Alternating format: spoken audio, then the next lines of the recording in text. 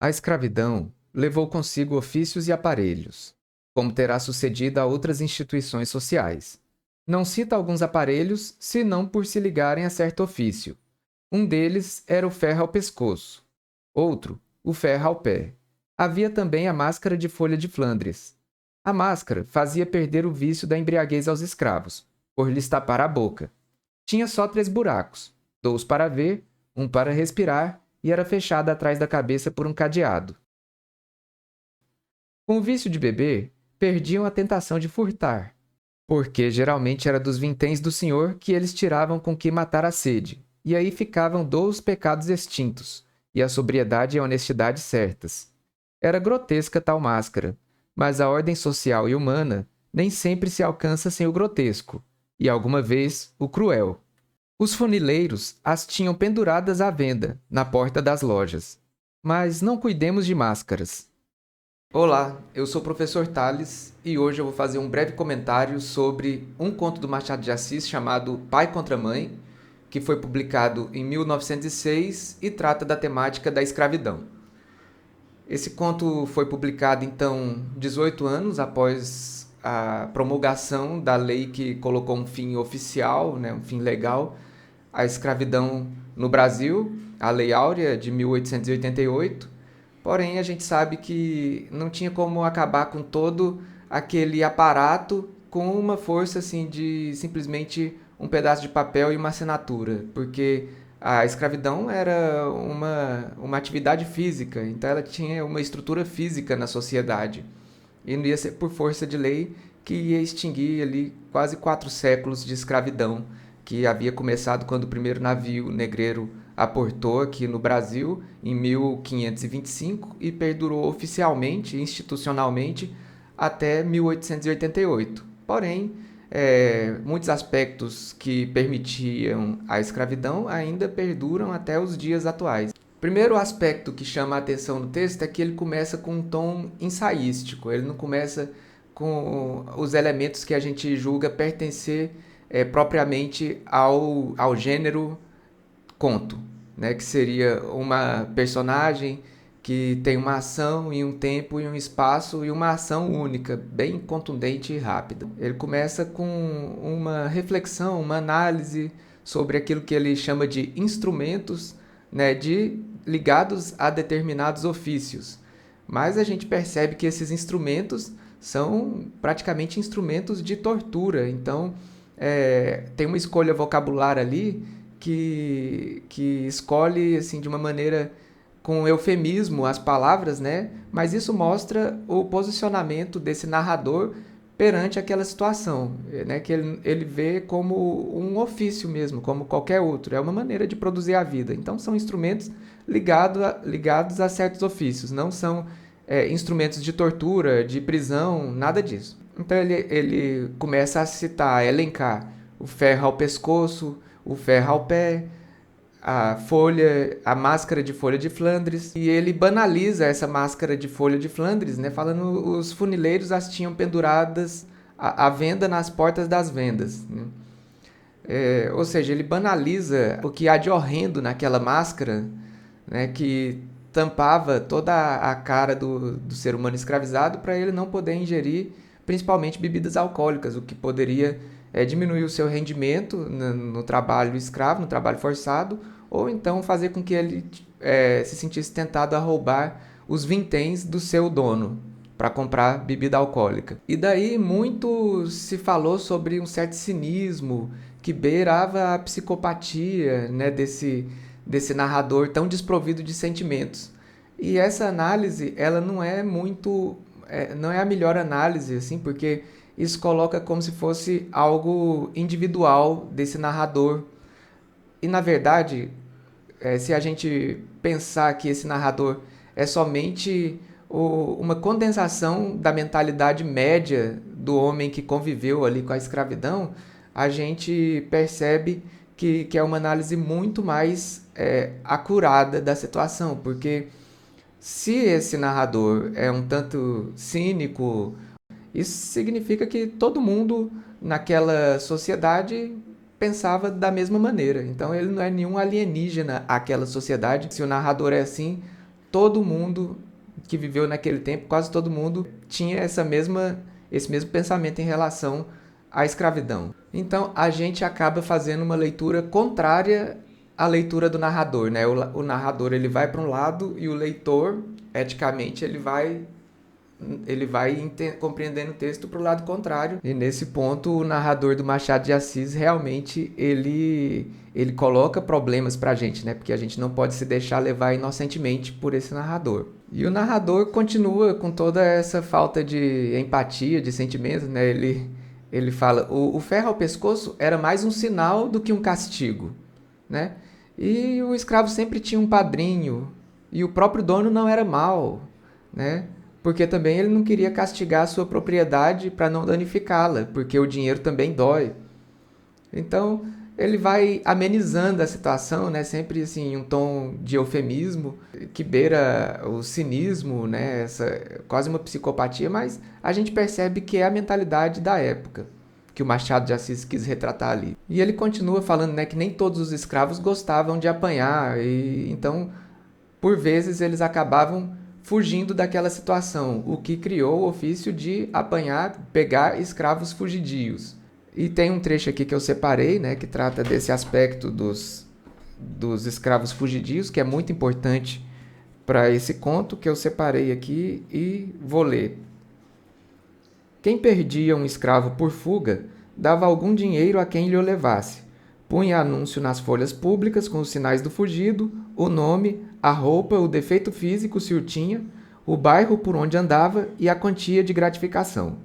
Quando não vinha a quantia, vinha promessa, gratificar-se-á generosamente, ou receberá uma boa gratificação. Muita vez o anúncio trazia em cima ou ao lado uma vinheta, figura de preto descalço, correndo, vara ao ombro e na ponta uma trouxa. Protestava-se com todo o rigor da lei contra quem o acoltasse. Ou seja, protestava com todo o rigor da lei, isso é, o dono, o proprietário do escravizado, protestava ali no jornal com todo o rigor da lei, porque ele estava do lado da lei, e quem acoltava, isso é, quem acolhia, quem escondia esse escravo, estava contra a lei. Então, mesmo que você julgasse eticamente, né, moralmente e eticamente a coisa correta a fazer, dar acolhida àquele escravizado, não seria o correto de acordo com a lei. E aí fica o questionamento do Machado de Assis se a lei é justa. Machado de Assis faz essa análise, né, sobre a justiça que existe na lei, muitos anos antes de Hannah Arendt lançar a sua tese no livro Eichmann em Jerusalém, que ela questiona até onde a lei é justa, né? Uma vez que foi obedecendo à lei que ocorreu o que ocorreu na Alemanha durante os anos ali da Segunda Guerra Mundial. E também muitos cientistas, como Milgram, fizeram experimentos que mostraram que o ser humano tende a obedecer ordens de um superior hierárquico sem se questionar ética e moralmente se essas ordens são justas. E esse é o grande questionamento do Machado de Assis nesse conto, né? Então, várias vezes ele traz essa questão da justiça. E nessa parte aqui ele apresenta o ofício de pegar escravos fugidios. Ele fala, não era dos melhores ofícios que existiam, mas era nobre, porque estava do lado da lei. Então, novamente, apresentando essa lei que a gente se questiona se é justa, né? Porque a pessoa que trabalha de procurar seres humanos que estão querendo fugir daquela condição de escravidão, esse cara que procura, enlaça, né? Pega o ser humano fugindo da condição de escravidão, ele sim é nobre, porque ele está mantendo a ordem e está do lado da lei. Então, novamente, o questionamento de Machado de Assis, né, apresentando aqui a justiça que há na lei. E nesse ponto ele apresenta o protagonista, que é Cândido Neves. É um cara assim, que não para em nenhum emprego, ele tenta o emprego de caixeiro, vendedor de produtos de armarinho, isso é ligado à indústria têxtil, ou seja, remete a uma industrialização mesmo que iniciante ali na cidade. Ele também não consegue ser contínuo de escritório, ou seja, funcionário público no Ministério do Império. Ele não consegue trabalhar no cartório, ele não consegue ser carteiro, ele não consegue ser entalhador de madeira, porque ele não quer ficar sentado várias horas no emprego. E em relação aos eventos que ocorrem na narrativa, os eventos que são contados, eles estão no mínimo 20 anos distantes da narração, do momento em que se conta, porque quando o narrador começa a contar, ele fala a escravidão levou consigo, ou seja, a escravidão, nesse momento em que eu falo, já está encerrada, ou seja, esse evento ao qual eu me refiro ocorreu no tempo da escravidão, isso é, antes de 1888, mas pelo que tudo indica no texto, algum momento no meio do século XIX. E nisso ele se casa com Clara, que é uma moça pobre também, e que vive com a tia Mônica, e as duas são costureiras. Então, Cândido Neves, Clara e Mônica vão morar juntos, mas em situação de pobreza, e Cândido Neves começa o ofício de pegar escravos fugidos, que dá a ele certa flexibilidade, ele pega um aqui, outro ali, pode ficar várias semanas sem trabalhar entre um e outro, e assim ele vai vivendo. Só que começa a escassear, ele é levado para o fim, para o limite de um tempo histórico. A gente percebe que o narrador já havia dado indícios no começo do conto, né, apresentando alguns ofícios que eram mais modernos, né, como o vendedor, o burocrata, e ele decide por um ofício arcaico. Então ele é levado até o fim, até o limite de um tempo histórico ali, e começa a escassear, porque o seu produto está acabando historicamente, né? Que são escravos fugidios ali na cidade, pelo menos está acabando. No campo ainda talvez tivesse mais. Cada vez mais escasseando, e nisso a Clara engravida, e a tia Mônica fala, olha, não dá para alimentar mais uma boca, vai ter que levar essa criança para a roda dos enjeitados. E eu não sei se vocês sabem o que é a roda dos enjeitados. Ela é uma estrutura que provavelmente todos vocês conhecem, que é aquele tambor que tem na distribuidora 24 horas, exatamente igual aquilo. Você coloca a bebida de um lado, roda e pega do outro. Faziam isso com as crianças, né, desde a Idade Média até o século XIX. Colocava a criança ali naquela roda, naquele tambor, em uma instituição religiosa, rodava e uma pessoa religiosa acolhia a criança do outro lado. Então, depois eles são despejados, o Cândido Neves com a sua esposa Clara e a tia Mônica vão morar de favor, nasce a criança e 2 dias depois ele vai levá-la para a roda dos enjeitados. E aí ele decide dar uma última olhada nos anúncios de jornal, né, que ofereciam recompensa por escravos, e encontra ali um anúncio que oferece uma boa quantia por uma escrava fugida mulata, de nome Arminda. E ele percebe essa pessoa passando pela descrição, vai no encalço, deixa o seu filho com o dono da farmácia, vai atrás da Arminda, amarra ela ali. Outro aspecto importante aqui nesse ponto da captura da Arminda, né, é que ele fala que quem passava à porta de uma loja logo percebia a situação e não acudia. Ou seja, as pessoas, como eu falei no começo sobre o narrador, né, todas as pessoas ali naquela estrutura da sociedade estavam coniventes e conviviam muito bem com aquela situação. Então, você não ter empatia por um escravizado sofrendo estava de acordo com a lei, estava de acordo com os costumes. Então, o Machado de Assis ele traz, por um lado, a brutalidade que existe na lei, né? De um lado tem o lado legal e do outro tem o lado consuetudinário, isso é, o lado dos costumes, que também estão amparados por essa lei injusta e convivem muito bem com aquela estrutura brutal de poder.